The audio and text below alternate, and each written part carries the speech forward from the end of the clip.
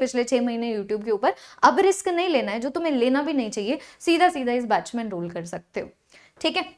और अब हम लोग आते हैं मेन मुद्दे के ऊपर कि एक्चुअली में अगले 5 महीनों में आपको किस तरीके से बढ़ना है। अब जैसे कि मैंने वीडियो के स्टार्टिंग में बोला था, 2 तरीके के बच्चे मुझे देख रहे हैं, एक वो जो फिजिक्स पढ़ना ही अभी शुरू करेंगे, और एक वो जिनका फिजिक्स का सिलेबस ऑलमोस्ट कंप्लीट होने वाला है या हो चुका है।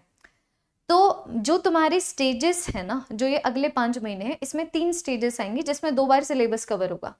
अगर मान लो तुम आज से फिजिक्स की प्रिपरेशन शुरू कर रहे हो, तो दिसंबर से लेके मिड मार्च तक तुम पूरे सिलेबस को कवर करोगे, फिर मिड मार्च से लेके मिड अप्रैल तक तुम्हारा रिवीजन चलेगा, और मिड अप्रैल से एग्जाम डे तक सिर्फ और सिर्फ मॉक टेस्ट की हेल्प से तुम लोग रिवाइज करोगे, शॉर्ट नोट्स की हेल्प से रिवाइज करोगे, क्वेश्चंस की हेल्प से रिवाइज करोगे, थ्योरी की हेल्प से नहीं करोगे।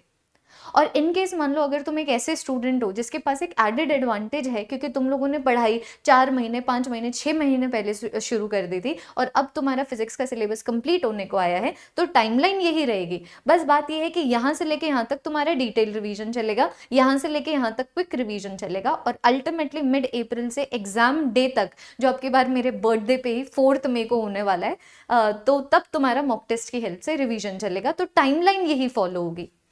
अब अगर मैं बात करूं कि इस टाइमलाइन में, चाहे मैं डिटेल्ड रिवीजन की बात करूं या फिर सिलेबस कवरेज की बात करूं, क्विक रिवीजन की बात करूं, तो सीक्वेंस क्या होना चाहिए। तो अगर तुम्हें लगता है अपने पास्ट को देखते हुए, अपने पता है, आंख बंद करके अपने आप से पूछ लेना, पिछले 5 महीनों में क्या मैं यूट्यूब से मैंने ऐसे पढ़ाई की है जैसे मुझे करनी चाहिए थी, या फिर तुम डिस्ट्रैक्ट हुए हो, या फिर तुम्हें लगा है कि बिकॉज कोई स्केड्यूल नहीं है ना, बिकॉज कोई मेंटरशिप नहीं है, बिकॉज कोई टेस्ट नहीं है, तो उसकी वजह से तुम्हारी नीट प्रिपरेशन काफी हैम्पर हुई है। अगर उसका जवाब है हाँ, बैच ज्वाइन कर लो, इस वीडियो को भी देखने का कोई पॉइंट नहीं है, बैच ज्वाइन कर लो, दैट इज इट। ओरिएंटेशन 16 को मैं लेने वाली हूँ, सब समझा दूंगी उसमें। और अगर तुम्हें लगता है यू हैव बीन एफिशिएंट और तुम यूट्यूब से अब आगे कंटिन्यू करना चाहते हो और यूट्यूब के हेल्प से नीट क्रैक करना चाहते हो, तो ये सीक्वेंस तुम लोग फॉलो कर सकते हो। ये सीक्वेंस मैंने बनाया 2 चीजों को नजर में रखते हुए। नंबर 1, कौन सी चीजें सबसे ज्यादा इंपॉर्टेंट है, ठीक है, एक मैंने ये रखा है। और नंबर 2 कि ये स्केड्यूल को फॉलो करना कितना ईजी हो जाएगा। जैसे कि देखो, बेसिक मैथ्स एंड वेक्टर से तो शुरुआत करोगे नो मैटर व्हाट, फिर मैकेनिक्स पे आ जाओ। अब मैकेनिक्स में इतना ज़्यादा बेसिक मैथ्स होगा, इतने सारे कैलकुलेशंस होंगे, इतना ज़्यादा वेक्टर का यूसेज होगा, तो एक बार जब तुम मैकेनिक्स कर लोगे ना, तुम्हारा दिमाग थोड़ा सा एग्जॉस्ट हो जाएगा, बिकॉज ऑब्वियस सी बात है नेक्स्ट के 5 मंथ्स तुम्हारे लिए काफी हेक्टिक होने वाले हैं। अब होने वाले हैं तो होने वाले, that is the price that you have to pay for a government medical seat. So either pay this price or do not even participate in the game, that is the rule. तो एक बार जब तुम्हारा दिमाग exhaust हो जाएगा, तो इसीलिए फिर मैंने यहाँ पर मॉडर्न फिजिक्स रख दिया कि भाई बच्चे ने बहुत ज्यादा मैथमेटिक्स, इंटीग्रेशन, डिफरेंशिएशन, वेक्टर्स कर लिया, अब तुम आ जाओ non vector non basic math वाले यूनिट में, जो कि है मॉडर्न फिजिक्स। फिर बाद में दोबारा से वेक्टर और बेसिक मैथ वाले यूनिट में आ जाओ इलेक्ट्रोस्टैटिक्स, इसके साथ ही मैं चाहती हूँ तुम लोग करंट इलेक्ट्रिसिटी कर लो। फिर बाद में आ जाओ तुम अगेन नॉन बेसिक मैथ और नॉन वेक्टर्स वाले यूनिट्स में, जो कि है ऑप्टिक्स एंड थर्मल फिजिक्स, और लास्ट में तुम लोग निपटा सकते हो तुम्हारी मैग्नेटिक फिजिक्स, ठीक है। और फिर बाद में जो सॉलिड एंड फ्लूइड मैकेनिक्स है, वो भी तुम लोग लास्ट में कंप्लीट करना, अगर तुम्हारे पास टाइम बचे ना। जैसे कि अगर तुम्हारा सिलेबस कंप्लीट हो चुका है या फिर होने वाला है, तो तुम तो डेफिनेटली करोगे। लेकिन अगर कोई भी ऐसा स्टूडेंट है यहाँ पे जिसने सिलेबस ही अभी अच्छे से कवर करना शुरू नहीं किया है और तुम स्क्रैच से शुरू करने वाले हो, तो तुम छोड़ भी सकते हो सॉलिड एंड फ्लूइड मैकेनिक्स, क्योंकि ये बिल्कुल वहम है कि 5 महीने पढ़ के फिजिक्स तुम लोग 180 लेके आ सकते हो। इस स्ट्रैटेजी से तुम ज्यादा से ज्यादा 150 ले आओगे, बट 150 एक अच्छा स्कोर है फिजिक्स में, है ना।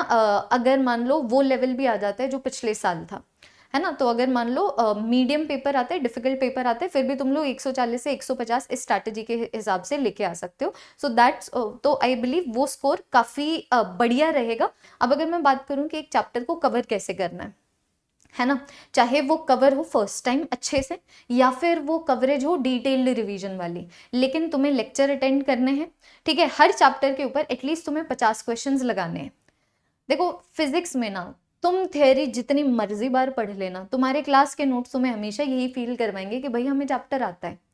क्वेश्चंस हैं जो तुम्हें बताएंगे कि तुझे चैप्टर तो आता है, लेकिन अटक गया ना इस क्वेश्चन टाइप में, तो तुम्हें तो ऑब्वियस सी बात है, तुम चाहोगे ना कि ऐसे इंस्टेंसेस जितनी ज़्यादा बार हो जाए नीट के एग्जाम से पहले बेटर है, क्योंकि या तो नीट 2025 के पेपर के दौरान होंगे या फिर उससे पहले होंगे। तो जितने ज़्यादा क्वेश्चन सॉल्व करोगे उतनी ज़्यादा गलतियां तुम्हें पहले ही पता लग जाएंगी।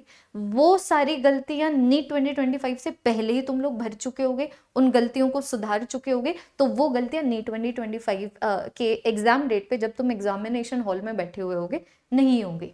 और फिर तुम लोगों को लास्ट 15 साल के PYQ सॉल्व करने